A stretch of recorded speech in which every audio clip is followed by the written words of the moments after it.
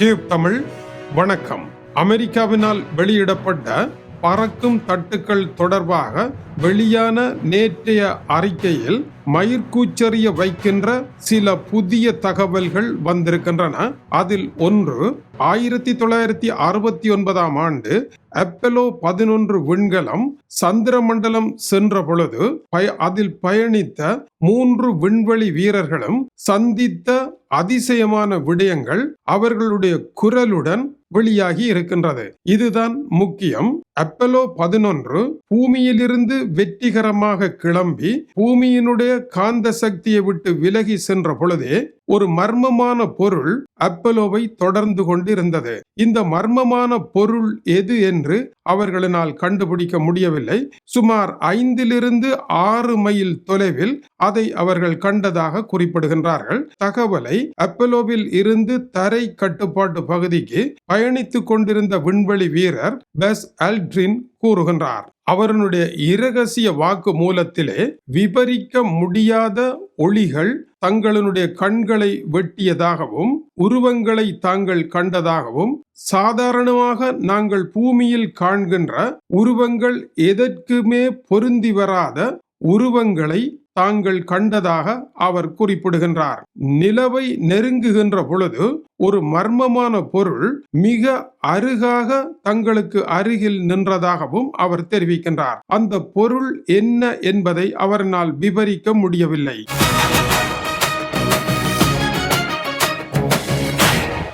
இந்த அதிசய விடயங்கள் பூமிக்கு வெளியே உள்ள உயிரினங்களினுடைய கட்டுப்பாட்டில் அண்டவெளியில் பல பகுதிகள் இருக்கின்றதா என்ற கேள்வியை உருவாக்குகின்றது.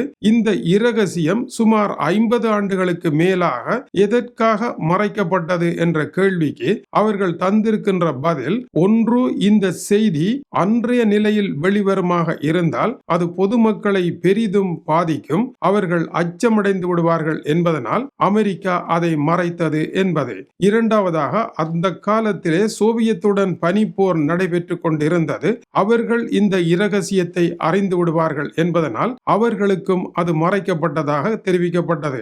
ஆனால் உடைந்து போன சேட்டலைட்டுகளினுடைய பாகங்களாக இருக்குமா என்று அந்த நேரம் ஒரு விளக்கமும் கொடுக்கப்பட்டிருக்கின்றது. ஆனால் அது சாத்தியமில்லை. ஏனென்றால் சந்திர மண்டலத்திற்கு வெகு அருகாமையில் இந்த பொருளை தாங்கள் அருகாமையில் கண்டிருக்கின்றோம். உடைந்த ராக்கெட்டுகள் அந்த அளவு தூரம் வருவதற்கு வாய்ப்பில்லை. தாங்கள் சென்ற அப்போலோவினுடைய கலம் கூட அப்படி வந்திருப்பதற்கு வாய்ப்பில்லை. அது என்ன? அதுதான் மர்மமான கேள்வியாக இருக்கின்றது. தங்களை ஏற்றி வந்த சட்ரோன் வி ராக்கெட்டா என்றால் அதுவும் இல்லை. அது சந்திரன் வரை வருவதற்கான வாய்ப்புகள் இல்லை. தாம் கண்டது யதார்த்தமான ஒரு பொருள் அல்ல என்றும் அவர் குறிப்பிடுகின்றார். மேலும் ராக்கெட் மின் விளக்குகள் இரவில் அணைக்கப்பட்டிருந்த வேளை பல ஒளி வளையங்களை தாங்கள் கண்டதாக தெரிவிக்கின்றார்கள். இந்த ஒளி வளையங்கள் சில நிமிட இடைவெளி விட்டு விட்டு மறைந்து கொண்டிருந்தன.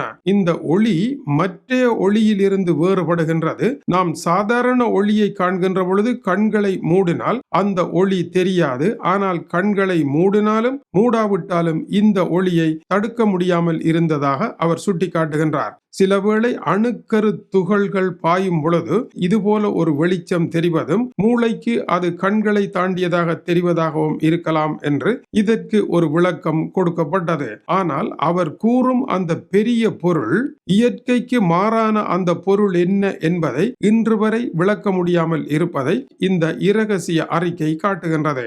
அவர்கள் கண்ட ஒளி அதிசய ஒளியாக இருந்தது. அந்த ஒளி நேர்கோடாக இருந்தது.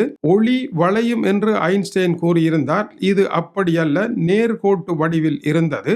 ஆனால் ஒளியானது நகர்ந்து செல்லும். இது நகராமலே இருந்ததுதான் தங்களுக்கு ஆச்சரியம் என்று அவர் குறிப்பிட்டார். மேலும் எக்ஸ்ரே கதிர் போல ஏதோ ஒரு பொருள் விண்கலத்தை துளைத்து அப்பால் செல்கின்றது. இது என்ன என்று அப்போதைய தலைவர் ஆம்ஸ்ட்ராங்கிடம் கேட்ட பொழுது, நாம் ராக்கெட்டினால் எவ்வளவுதான் மறைத்தாலும் சூரிய ஒளி உள்ளே வரத்தான் செய்யும் என்று அதனுடைய கட்டமைப்புகளை 1 மணி நேரம் பரிசோதித்தார் என்றும், ஆனால் எக்ஸ்ரே போல அது ஊடுருவி சென்றதாகவும் அவர்கள் குறிப்பிடுகின்றார்கள். இது என்ன ஒளி அவர்களுக்கு தெரியவில்லை. சந்திரமண்டல பயணத்தை வெற்றிகரமாக முடித்து திரும்பும் பொழுது இன்னொரு பெரும் பொருளை கண்டிருக்கின்றார்கள். அந்த பொருள் மறைக்கப்பட்டிருக்கின்றது. இன்று வெளியிட்டாலும் அது ஆச்சரியமானதாக இருக்கும் என்பதனால் மேலும் சிறிது காலம் எடுத்தே அதை வெளியிடுவார்கள் என்றே கூறப்படுகின்றது. ஆனால் திரும்பி வருகின்ற பொழுது கடைசியாக சந்தித்த லேசர் ஒளிதான் இப்பொழுதும் தங்களுக்கு ஆச்சரியத்தை தருகின்றது என்கின்றார்கள். ஏனென்றால் அன்றைய நிலையில் லேசர் கற்றையை, அந்த ஒளியை பூமியில் யாரும் கண்டுபிடிக்கவில்லை.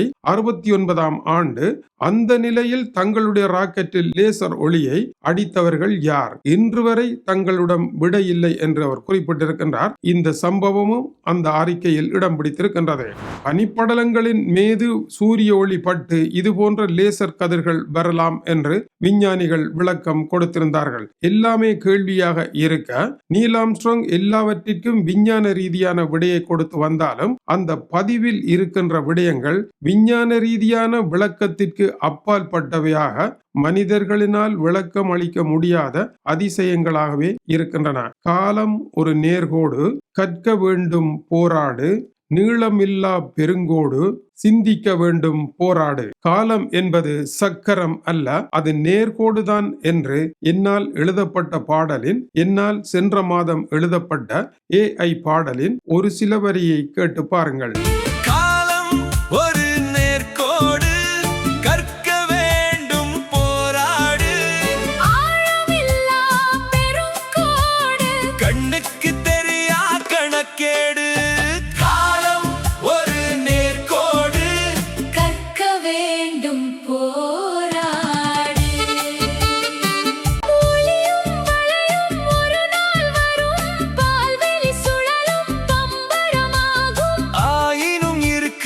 அதிசயம் அதிலே போகின்ற வழியில் பள்ளங்கள் இல்லை. நல்ல காலம் கெட்ட காலம் காலக்கோட்டில் இல்லை. இந்த நாளும் அந்த நாளும் என்ற பேதம் இல்லை. காலம் ஒரு நேர்கோடு, கற்க வேண்டும் போராடு. இது டியூப் தமிழனுடைய உலக செய்திகளுக்காக டென்மார்க்கிலிருந்து கீசே துறை. வணக்கம் உறவுகளை.